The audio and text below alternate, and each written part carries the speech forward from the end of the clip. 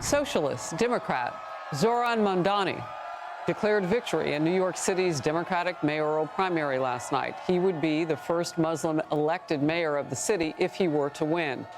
The New York Post cover declaring New York City SOS for help. Because if this guy wins, it's going to be interesting. Mamdani used his victory speech to call out President Trump. Tonight, we made history.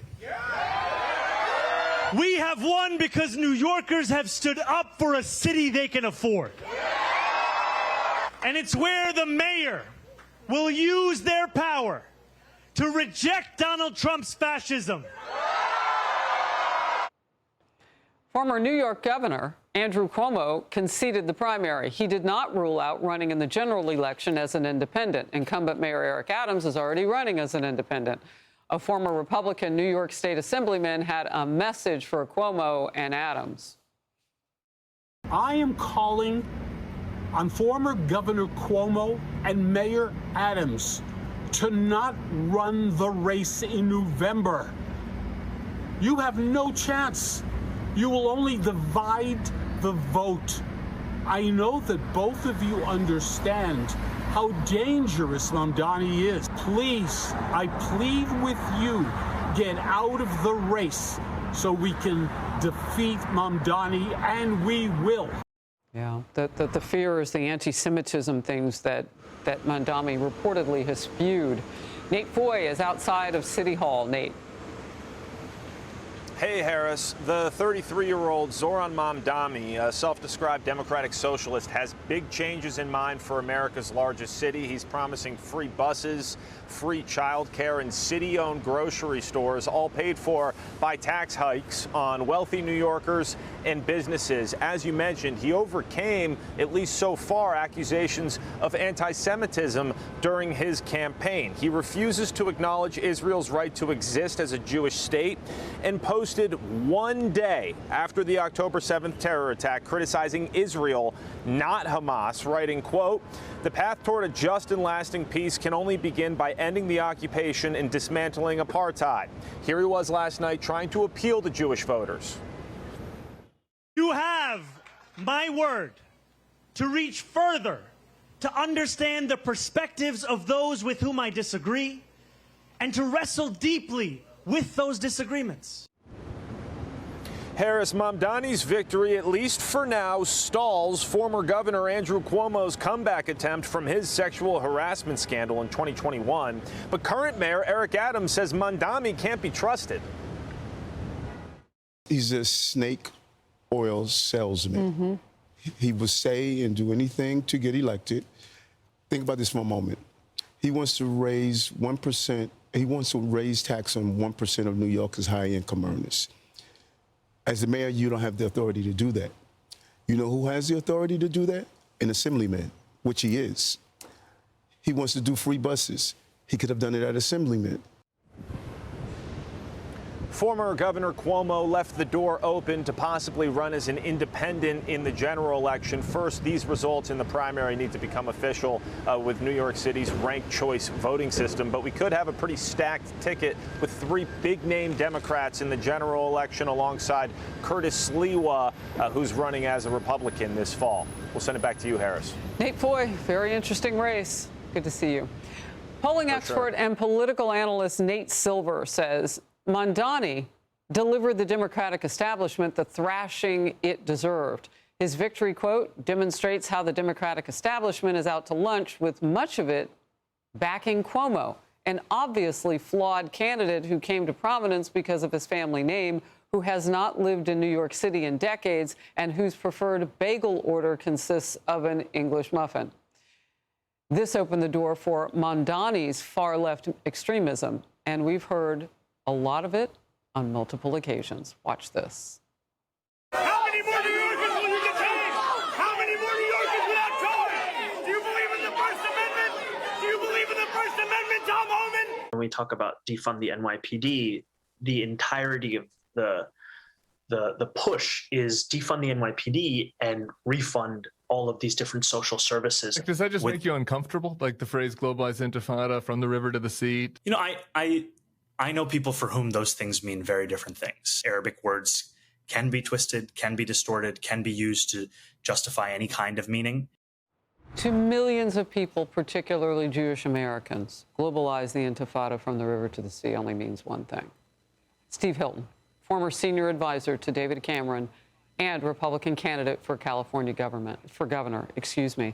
This is unbelievable to some, but in watching what's gone on, no one was picking a side. I mean, Eric Adams has turned independent. I don't know. Yeah. Independents don't win to any huge percentage and degree in this country. So now both these guys have been sidelined, Cuomo, if he runs as an independent.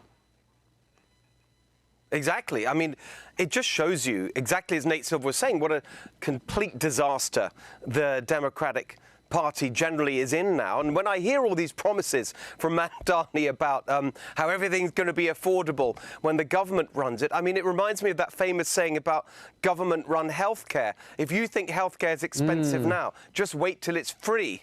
And that's really what you're going to see, because it doesn't make any sense. Every time this kind of agenda has been tried, it's ended up as a complete disaster. By the way, I've seen that personally twice. In the UK in the 1970s, it all ended in disaster. That's why the British people elected Margaret Thatcher.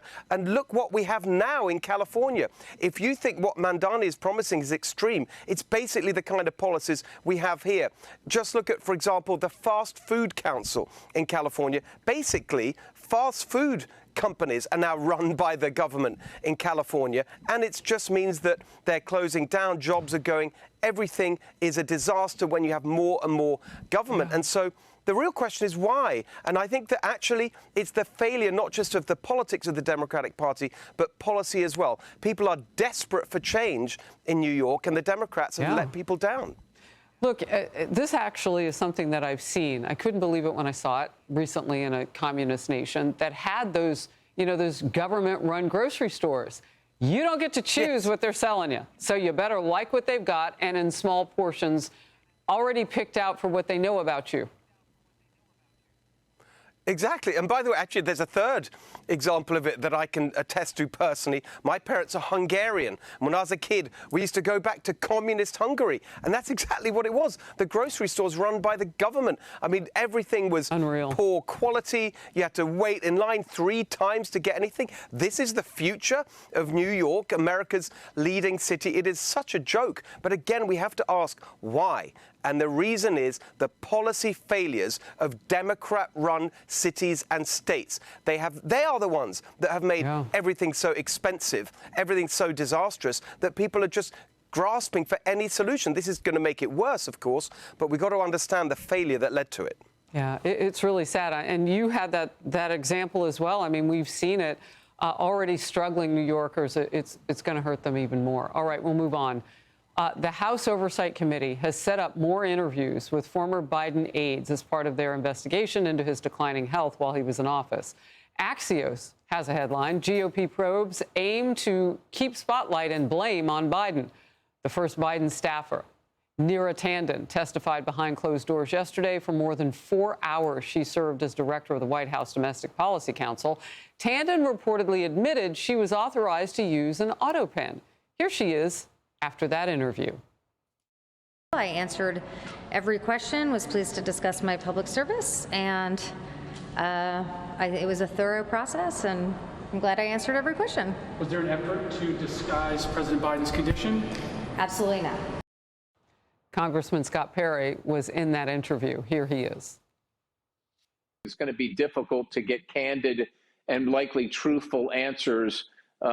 These folks know that we're looking at them in the context of, did Joe Biden actually have any clue about what the auto pen was signing, or were they doing it on his behalf? And, everybody's going to hunker down. Everybody's going to be tight-lipped about that. That's an interesting point that he's making, because they're thinking about their own defense, not going on offense on behalf of the American people. Exactly. And look, we already know for a fact one real example where Biden didn't know what he signed. Mike Johnson told us that in relation to gas and the export of gas from Louisiana. And so how many more were there? Not just the pardons, as we've discussed. What are the policies that Biden pushed through without even knowing it? And the real thing we have to remember is this was all part of the plan. The reason that they put Biden in there, the Democrat machine, they wanted a puppet president so they could control him. That's why this is such a major scandal. It's not enough just to have investigations. That's the starting point. It's got to end with real accountability for the people who did this. Look, they thought they had another in Kamala Harris puppet, but people didn't want to vote for her, so they couldn't get what they wanted. Steve Hilton, thank you. Outnumbered after the break. Hey everyone, I'm Emily Campagno. Catch me and my co-hosts Harris Faulkner and Kayleigh McEnany on Outnumbered every weekday at 12 p.m. Eastern, or set your DVR. Also, don't forget to subscribe to the Fox News YouTube page for daily highlights.